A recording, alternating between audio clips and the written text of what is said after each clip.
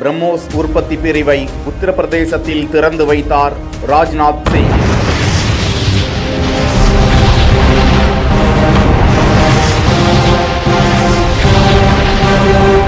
India Pakistan பதற்றங்களுக்கு மத்தியில் நிறுவப்பட்டது பிரம்மோஸ் உற்பத்தி பிரிவு.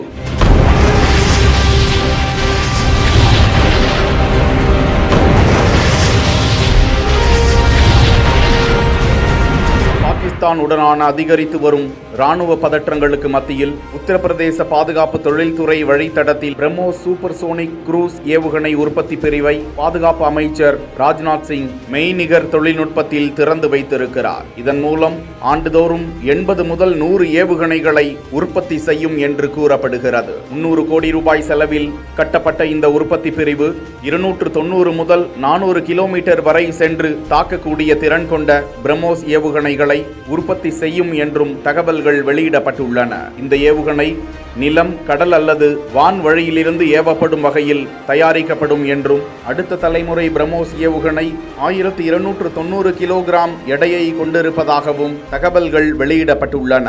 உத்தரப்பிரதேச அரசால் இலவசமாக வழங்கப்பட்ட 80 ஹெக்டேர் நிலத்தில் கட்டப்பட்ட பிரம்மோஸ் உற்பத்தி அலகு 3.5 ஆண்டுகளில் கட்டி முடிக்கப்பட்டதாகவும் உத்தரப்பிரதேச பாதுகாப்பு தொழில்துறை வழித்தடம் லக்னோ, கான்பூர், அலிகார், ஆக்ரா, ஜான்சி மற்றும் சித்ரகூட் ஆகிய 6 முனைகளை கொண்டிருப்பதாகவும் தமிழ்நாட்டிற்கு பிறகு இது போன்ற வழித்தடத்தை நிறுவும் 2வது மாநிலம் உத்தரப்பிரதேசம் என்று இது குறித்து வெளியிடப்பட்டுள்ள அறிக்கையில் தெரிவிக்கப்பட்டிருக்கிறது.